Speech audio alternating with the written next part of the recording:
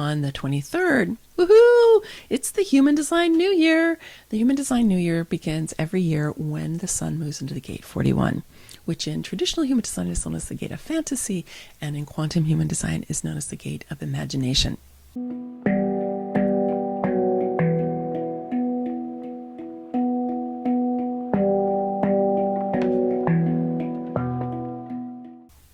Now you might ask, why does the Human Design New Year begin with the gate 41? I have to say I have the same question. Now, I have read and heard of the explanation for this, and I'm open to that possibility. I'm holding it open. I'm not quite sure how it lands for me, to be totally honest. But the idea here is that the 41 is the initiating codon in our DNA. Okay, is that if you were to take the strands of DNA and string them all out, they would start with the 41. And so this is the idea, is that it lands in the gate 41 initiates, part of the lore of human design, core to gene keys. So accept it as you will. Question it if you'd like to, but let's just take it the way that it is now. It's interesting to me that a lot of the conversation that I read about the Human Design New Year and the initiating energy of the 41 is all about it starting new things. And yet we think of this as a very imaginative, creative energy.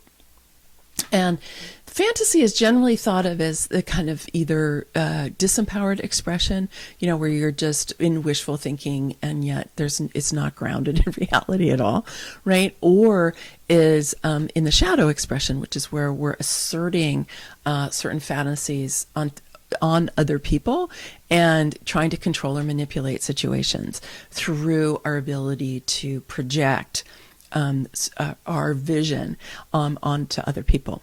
But another way to think about this is it's just a very visionary energy, an imaginative visionary energy. And you can empower yourself by asking yourself, how can I use my imagination? After all, imagination is a core aspect of our intuition, right? Because what is intuition but our connection to the all that is? Our connection to, the greater creative intelligence of the universe, which is constantly creating all kinds of things, including us, right? And so our imagination is a component of that. The sensing circuit is highly creative. It's highly intuitive. And so the invitation here, I would say, is what are you going to imagine as you're moving into, we've had initiating energy going on all through the month, right? And here we are on the 23rd. And now we've got this happening with the new year and this initiating codon. And then what are you going to initiate? Like, what are you imagining? What do you want to put the creative, juice that you have towards? Right? Because we tend to allow our imaginations to be colonized by media, by the news, by movies, by television. And so it takes a certain amount of our energy to decide, hey, I'm going to be in command of my imagination.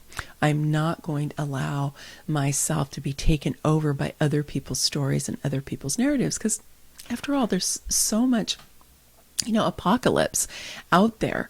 But do you really want to put your energy towards apocalypse? Like, couldn't we have, a more rich and vibrant imagination than apocalypse? I think so. Then that 41 is resting on the gate 31, the earth lighting up the gate 31, which is on the throat center. And it's all about how do we lead ourselves forward into a more equitable world. And so that energy of leadership, and it's a leadership that really is about being able to have a world that works for all of us, that can be like, okay, we're going to ground ourselves in that so that our imagination is always resting on the sense of what's going to be best for all of us. How can we step into a sense of leadership individually and collectively? Because it's collective energy. It's actually in the pattern circuit or the logic circuit.